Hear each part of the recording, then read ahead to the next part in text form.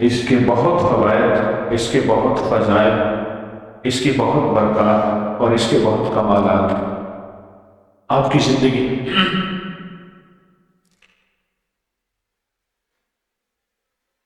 کیوں جب چلیں اجلاس تو یہ غیر ذمہ داری کب تک ہے؟ خیانت، غیر ذمہ داری۔ میرے سامنے بھی بیٹھنے والے اور میرے غائبانہ بھی خیانت کرتے ہیں، غیر ذمہ داری کرتے ہیں، کملی والے کے مجمع کے ساتھ بددیانتی کرتے ہیں۔ کیوں کرتے ہیں یہ خیانت،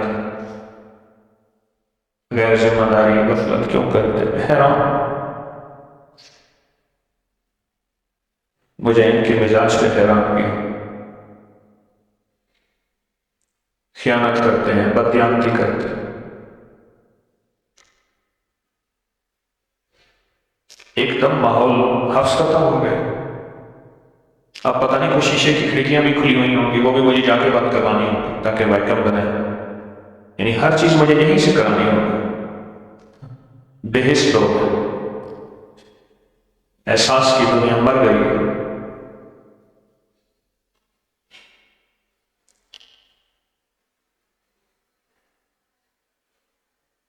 سارے مضامین چھین لیتے ہیں، ان کی خیانت مجھ سے مضامین چھین لیتے ہیں۔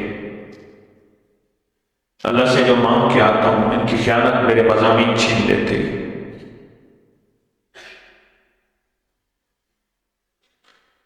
کملی والے کے مہمانوں کے ساتھ خیانت کرتے ہیں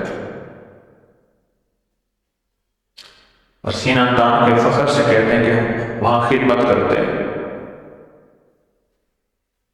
عجیب لوگ ہیں۔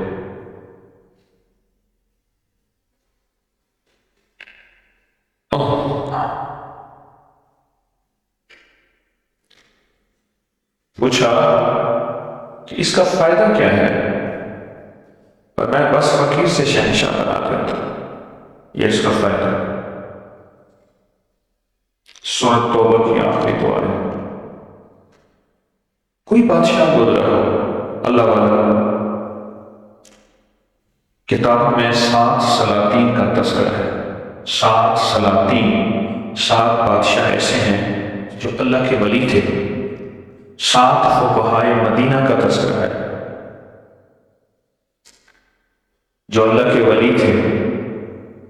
7 بادشاہوں کا جہاں تذکرہ ہے، ان 7 بادشاہوں کی زندگی میں، کتابوں میں یا خوابوں میں، خوابوں سے مراد کوئی ایسا شخص ہو جو ان کی زندگی سے احوال پوچھے کہ آپ کی زندگی میں احوال کیا ہے۔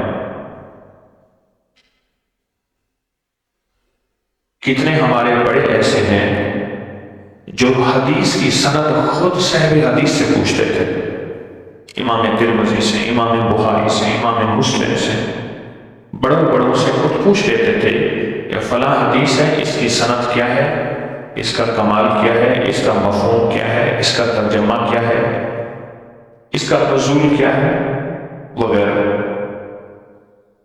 یہ بات کوئی خاص نہیں ہے، عام ہے۔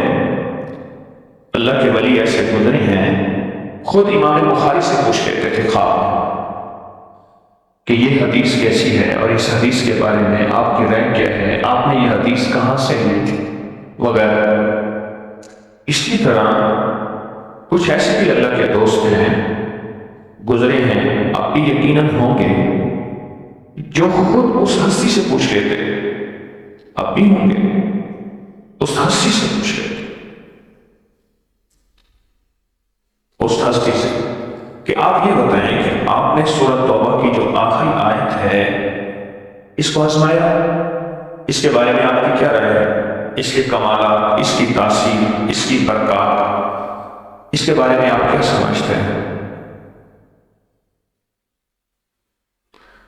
تو فرمایا کہ جتنے بھی 7 سلاطین ہیں، 7 سلاطین، 7 بادشاہ گزرے ہیں، جتنے بھی، ان 7 سلاطین کی زندگی کا نچوڑ اور ان کے وظائف میں یہ چیز شامل تھی۔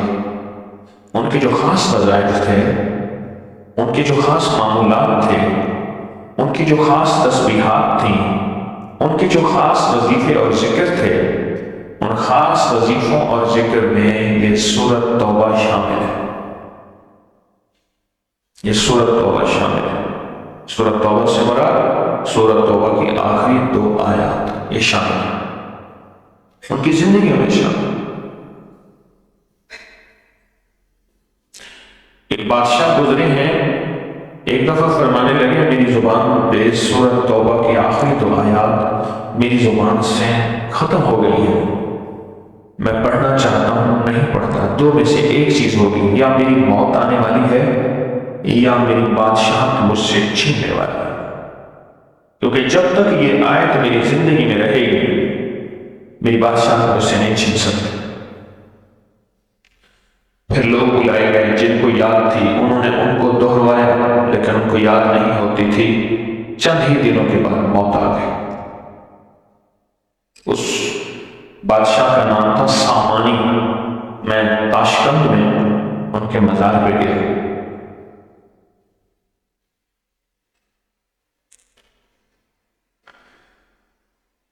کتنے بڑے بڑے مخدوم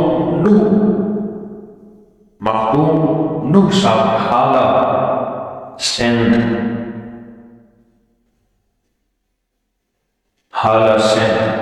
بہت بڑی ہستی ہیں، مزار ہے، دربار ہے۔ مخدوم محمد نوح حالہ سندھ، ان کی عمر بہت لمبی تھی، تو کسی نے ان سے درازی عمر کا راز پوچھا۔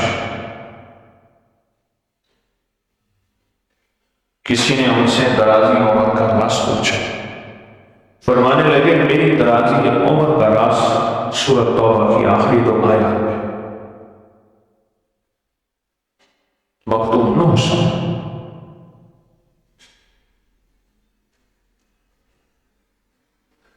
اس آیت کے اندر تسخیر ہے، اس آیت میں رزق ہے، تسخیر ہے، اس آیت میں رزق ہے، اس آیت میں درازی عمر ہے، اس آیت میں نہ ختم ہونے والا ایسا نظام ہے کہ اس آیت پہ یقین کرنے والا، میرا نظر یقین بھی یقین سے سنیے گا، یقین بھی یقین سے سنیں، اس آیت پہ یقین کرنے والا، اس آیت کو پڑھنے والا، اس آیت کو اپنی زندگی کے معاملات میں شامل کرنے والا کبھی منگتا نہیں ہو سکتا انشاءاللہ۔ اور اس سے بھی اگلی بات ہے، اس سے اگلی بات یہ ہے کہ اس آیت کو پڑھنے والا، اس کی نسلیں کبھی منگتی نہیں ہو سکتی، نسلیں کبھی منگتی نہیں ہو سکتی۔ آپ کو کچھ زندگی میں مجھے ایسے لوگ ملے ہیں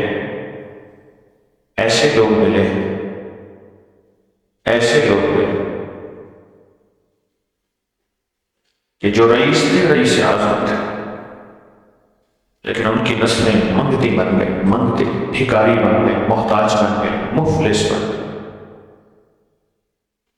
ان کی نسلیں۔ اس آیت کو پڑھنے والا منگتا نہیں بنے گا، کیوں؟ اس آیت میں، ان 2 آیات میں تبنگری ہے۔ یہ امام جعفر صادق کا دوسرا قول فرما رہا، جو ان کا فرمان ہے، میں اثر تبنگری ہے۔ اس آیت میں مال ہے، اس آیت میں درازی عمر ہے، اس آیت میں درازی عمر ہے، اور اس آیت میں غنا ہے، غنا۔ وَأَغْنَنِي بِفَضْلِكَ عَمَّنْ سِوَاكَ، مجھے پتہ ہے مولا میں غنی ہوں گا تیرے فضل سے۔ وَأَغْنَنِي، محنت سے نہیں، اس فکرے کو خاموشی سے غور سے سنیں۔ وَأَغْنَنِي، میں غنی ہوں گا اگر تو ہوں گا تیرے فضل سے، مجھے کلمہ نصیب ہوگا اگر ہوگا تیرے فضل سے۔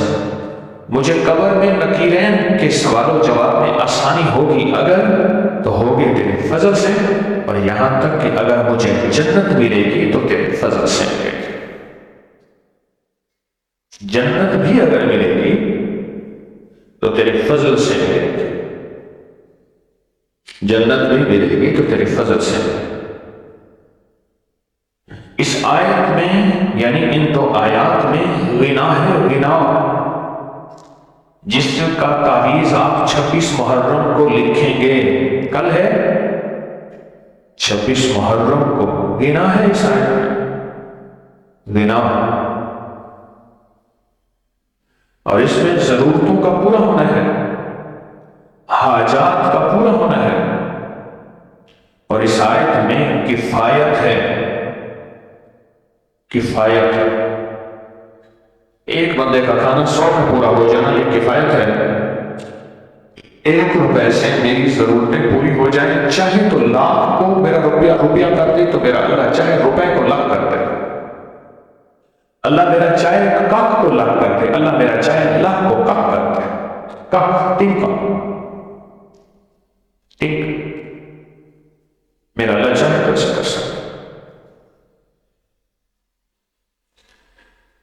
1986 میں ایک بابا جی نا مجھے، وہ ایک موٹر سائیکل ہوتی تھی پتلے پتلے ویلوں والی، آگے پلاسٹک کا وہ لگا ہوتا تھا،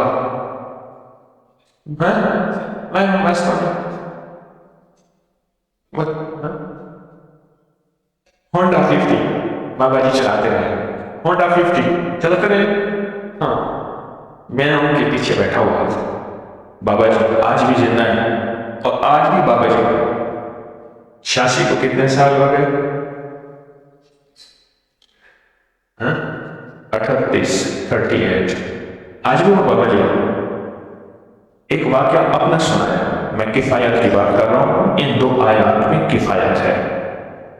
کہنے لگے میں جج کا ریڈر، ایک جج ہے اس میں اس کا ریڈر ہوں، تو میری تنخواہ اتنے 100 ہے اور جج کی تنخواہ اتنے 1000 ہے، اب وہی 1000 لاکھوں میں ہے، اب وہ شاید 100 ہزاروں میں ہے۔ کہنے لگے کہ جج مجھے کہتا ہے کہ 15 تاریخ کے بعد، حد 20 تاریخ کے بعد میرا ہاتھ بہت تنگ ہوتا ہے۔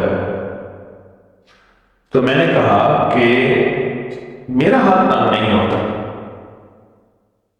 کہا وجہ کیا ہے؟ کہا مجھے برکت ملی ہے۔ کہا وہ کیا ہوتی ہے؟ تیری تنخواہ تو مجھ سے 4.5 گنا زیادہ ہے، تھوڑی ہے۔ تو میں نے کہا یہ دیکھیے میرا پین ہے، اس میں میں سیاہی بھرتا ہوں اور ریڈر لکھتا ہوں، جناب جو فرماتے ہیں میں آپ کا فرمان لکھتا ہوں جج صاحب کا۔ اس کو 24 سال ہو گئے اس پین، رب نے اس پین میں میری کفایت کر دی ہے۔ میں نے ایک چھوٹی سی مثال جج صاحب کو دی، یہ مجھے موٹر سائیکل پہ جا رہے ہیں، بائک پہ مجھے سنا رہے واقعہ، مجھے واقعہ گرمی تھی، خربوزوں کا موسم تھا، خربوزے تھے، مجھے یہ سنا۔ یہ کہتے ہیں کہ اللہ پاک نے اس آیت میں، ان دو آیات میں کفایت رکھی ہے، کفایت رکھی، غیب سے ضرورتیں پوری ہونا، غیب سے مسائل کا حل ہونا، غیبی نظام کا متوجہ ہونا، ان دو آیات میں رکھی ہے۔ اور پھر اللہ پاک نے ان دو آیات میں کفالت رکھی، وہ کیسے؟ ایک کمانے والا ہوتا تھا، سارا گھر کھانے والا ہوتا تھا، ضرورتیں پوری ہوتی تھیں، بچ جاتا تھا، سارے کمانے والے سارے کھانے والے ہائے ہائے لگی ہے کہ شام اور کل کا کیا بنے گا۔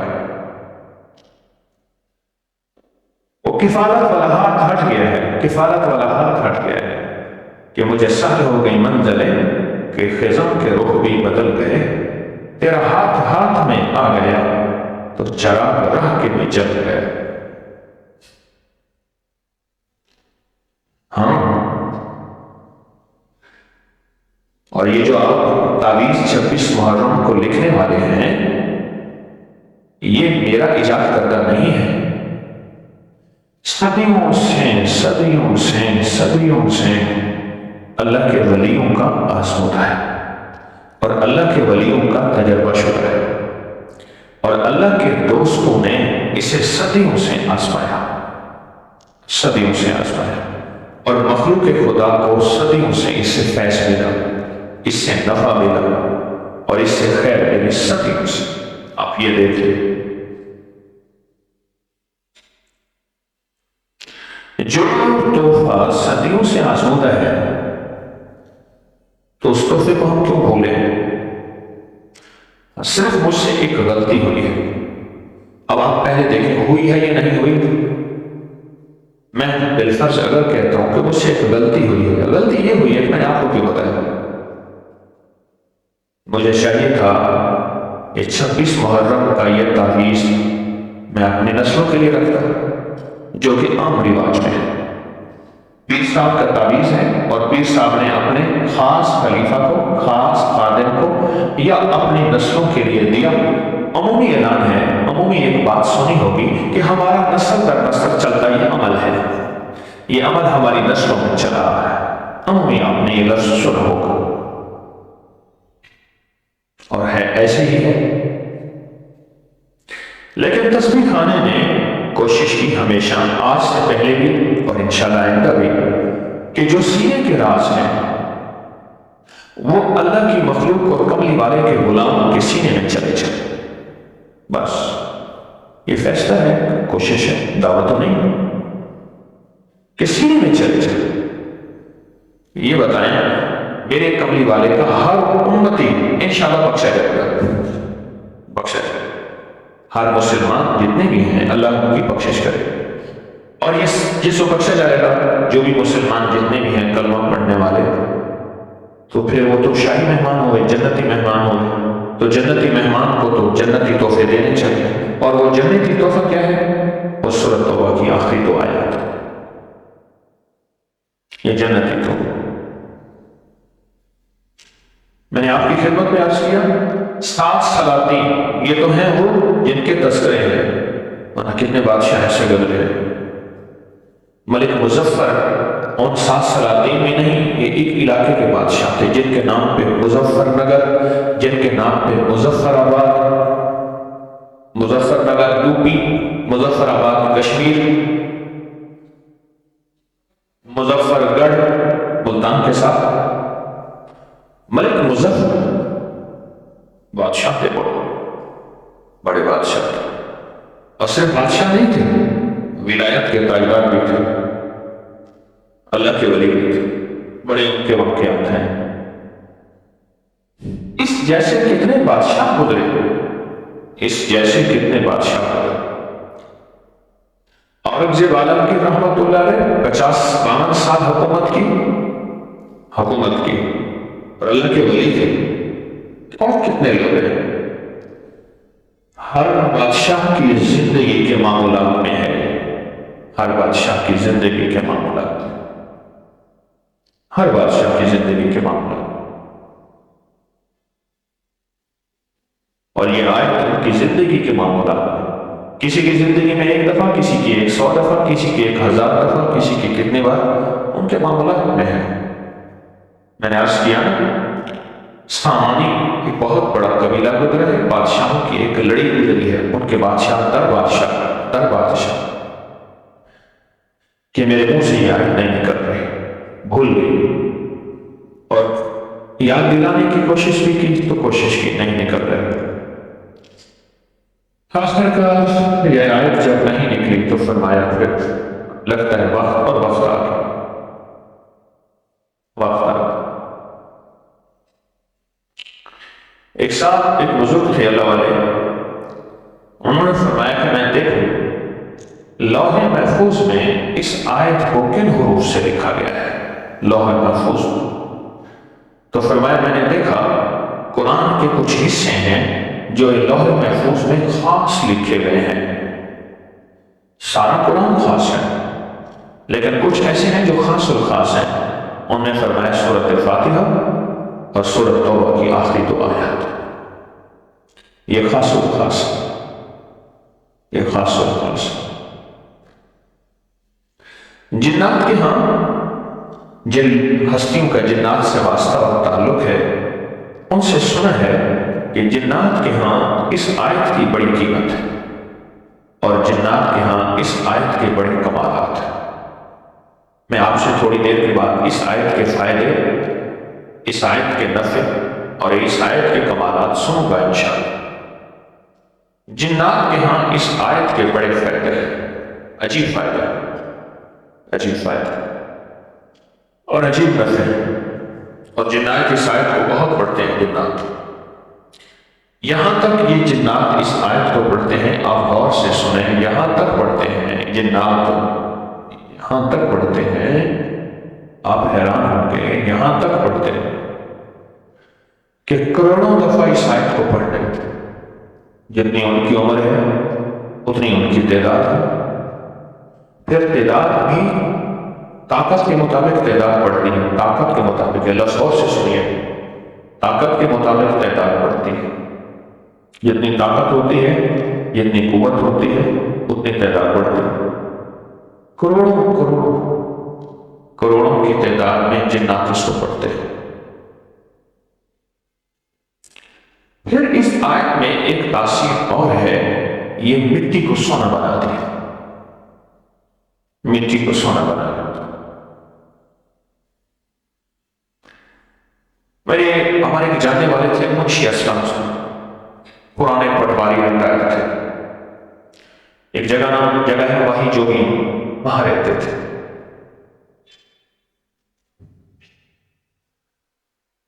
بوڑھے تھے تو ان کو سونا بنانے کا بہت شوق تھا، بہت شوق۔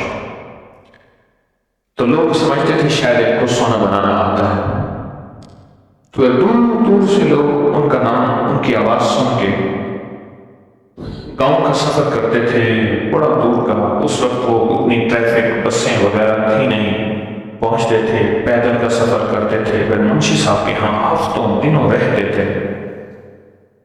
ایک دفعہ کہنے لگے کہ ایک بندہ میرے پاس آیا، کہنے لگا کہ سنیں آپ سونا بناتے ہیں، میں بھی بناتا ہوں، میں چھٹاکوں میں بناتا ہوں، آپ دھڑیوں میں بناتے ہیں، دھڑی کہتے ہیں 5 کلو، میں 50 گرام کے قریب بناتا ہوں، آپ 5 کلو کے قریب بناتے ہیں، بناتا میں بھی ہوں، بناتے آپ بھی ہیں، مجھے 5 کلو والا نسخہ دے دیں۔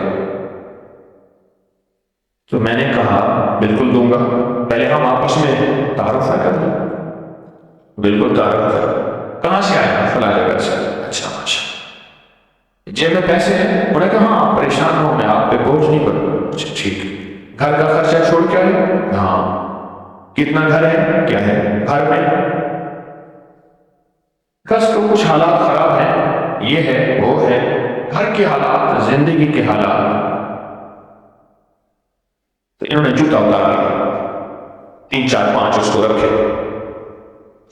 انہوں نے کہا تو کہتے ہیں میں سونا بنانا چاہتا ہوں، گھر کے تیرے حالات خراب ہیں، کہا کہ مجھے جو آ کے کہتے ہیں میں سونا بنانا چاہتا ہوں، میں اس کی شکل دیکھتا ہوں، حلیہ، اگر اس کا حلیہ برباد ہوتا ہے تو وہ کہتے ہیں میں ٹھیک ہوں، باقی بنانا چاہتا ہے، اور اس کا حلیہ ٹھیک ہوتا ہے تو سمجھنے نہیں بنانا چاہتا، کیونکہ سونے بنانے کا تعلق ہے گھر پھونک تماشا دیکھ، سارا گھر پھونک دے، پھونکنے سے مراد آگ لگا دے، پھر تماشا دے۔ اور سونا بنانے کا نسخہ انہوں نے جو بتایا تھا وہ میں بتا دیتا ہوں۔ ہرمل پرمل سے پتی، ہرمل بوٹی ہوتی ہے، پرمل بوٹی ہوتی ہے، سے پتی 3 پتوں والی بوٹی ہوتی ہے، ہرمل پرمل سے پتی، دھڑی ترامے کے رتی تیار۔ دھڑی کہتے ہیں 5 کلو تانبے پہ 1 رتی ڈال اور سونا، ہرمل پرمل اور سے پتی ٹھیک، اور گھڑی ترامے تھے رتی 1 رتی، یہ دوائی کا بنا سارا تانبا سونا، اور کیا ضرورت ہے۔ عمر کے آخری حصے میں ایک دفعہ منشی صاحب والد صاحب رحمۃ اللہ علیہ کے پاس آتے تھے، بیٹھتے تھے، دن گزارتے تھے، سارا صبح کا ٹائم آتا تھا بس کا، پھر شام کا بس جاتا تھا، وہ چلے جاتے تھے، سارا دن گزار کے جاتے تھے۔ ایک دفعہ کہنے لگے، یہ الفاظ ہیں میرے سنے میں،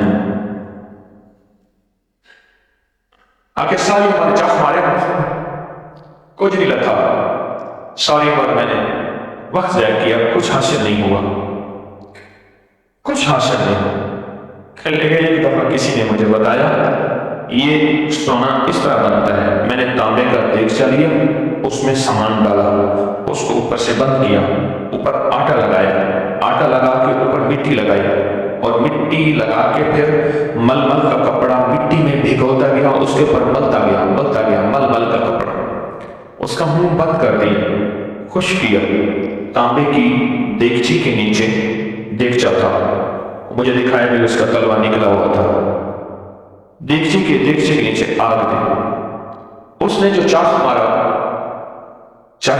اور وہ پھٹا، نیچے تلوا نکلا گیا، اوپر سے وہ اوپر کا ڈھکنا اڑا گیا، وہ ڈھکنا جو ٹوٹا وہ سارے ٹکڑے لگے اور میں زخمی ہو گیا۔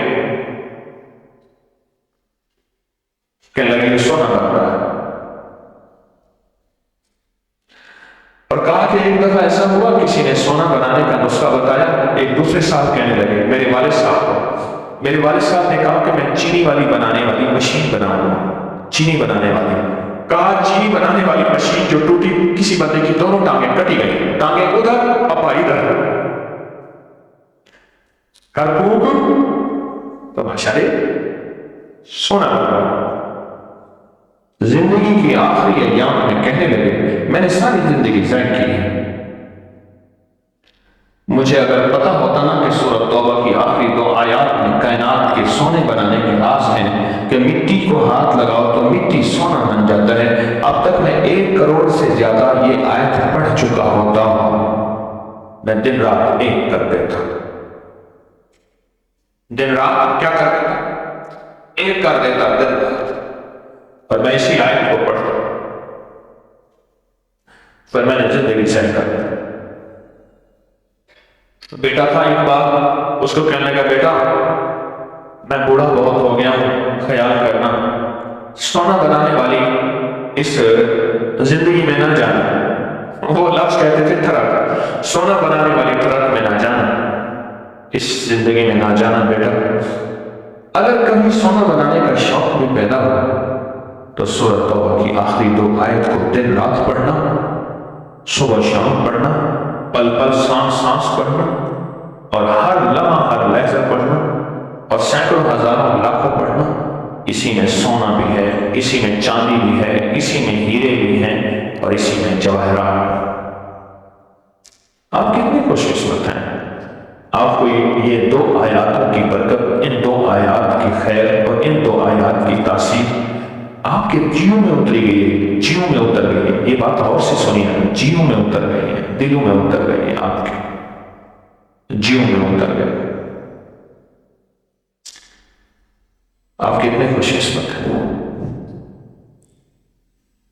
اس لیے میں آپ ہی حیران ہوا، یہاں بڑے بڑے کلندر اور ذمہ دار بیٹھے ہیں، ان کو محسوس نہیں ہوا تھا کہ اجلاس نہیں چل رہے حق سے، ان کو پتہ نہیں کیوں محسوس نہیں ہوا، میں حیران ہوں۔ اس لیے میں اکثر کہا کرتا ہوں تسبیح خانے کی خدمت کرنے والوں کو، جان مال وقت لگایا فائدہ نہیں ہوگا، اللہ سے دل دماغ اور دعا منواؤ، اللہ ہمارے دل دماغ اور دعا کے تالے کھول، دل دماغ اور دعا کے جو تالے لگے ہیں اللہ کھول، منواؤ، میرے لیے بھی اپنے لیے۔ جب تالے لگے ہوتے ہیں کچھ نظر نہیں آتا۔ آپ کتنے خوش قسمت ہیں، آپ کے دلوں میں اتر گئی کہ اس آیت کے اندر کمالات ہیں، اس آیت میں برکات ہے، یہ بھی خوش قسمتی ہے۔ حق کا واضح ہو جانا، غور سے سنیے گا یہ لفظ، حق کا واضح ہو جانا کہ حق حق ہے، یہ کسی قسمت والے کو نصیب ہوتا ہے، ورنہ ساری زندگی گزار کے موت کی وادیوں میں چلا جاتا ہے، اس کو حق نظر نہیں آتا، اور حق کے غیر میں زندگی گزارتا ہے اور حق کے ساتھ اس کا تعلق نہیں ہوتا، اس کو پتہ ہی نہیں ہے کہ حق کیا ہے، اور اسی زندگی میں ساری بساط لپیٹ کے چلا جاتا ہے، حق تک نہیں پہنچتا۔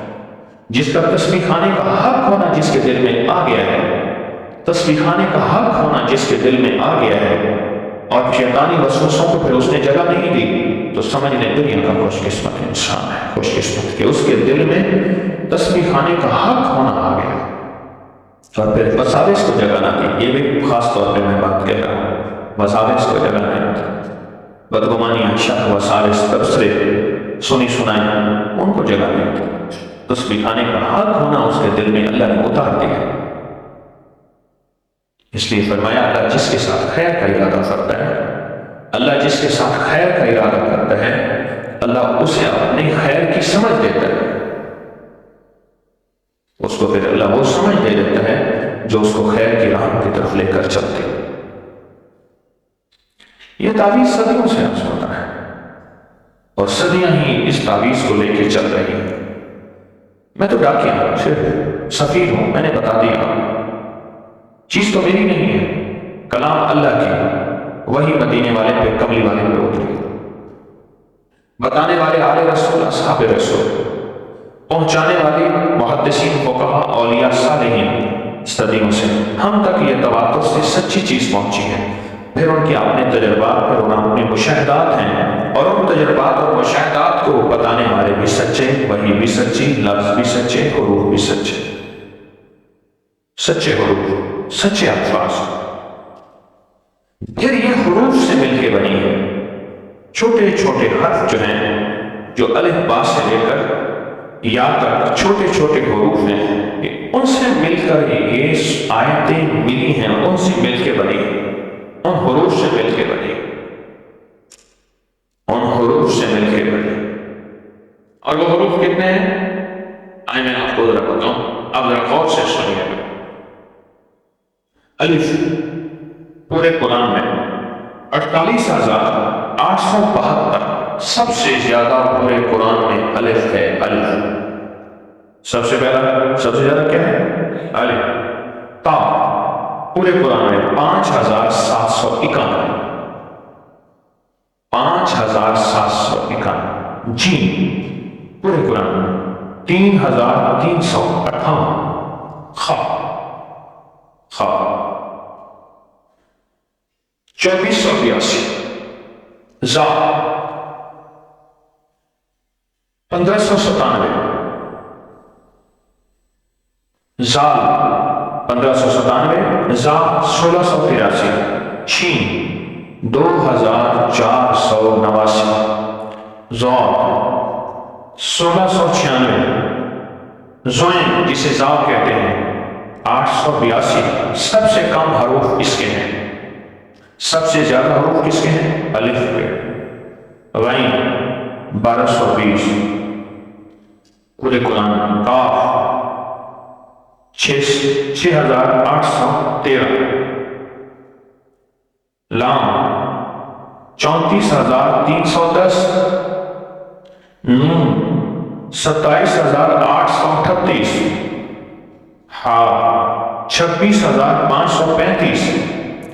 با 11420۔ سا 1405۔ ہا 1927۔ دال 5993۔ را 12055۔ سین 6802۔ 6000۔ سواد 2492۔ تو 1274۔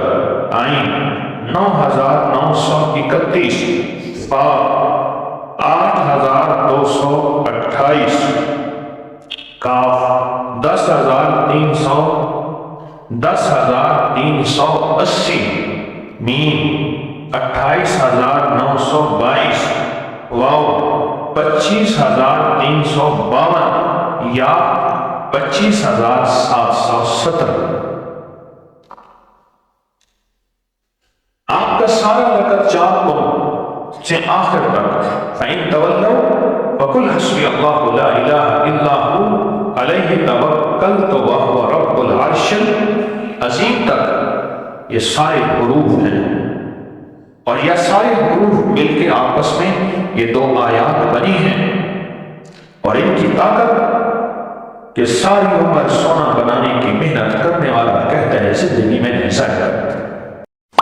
Kindly like, share, and subscribe. I push a with life for more videos.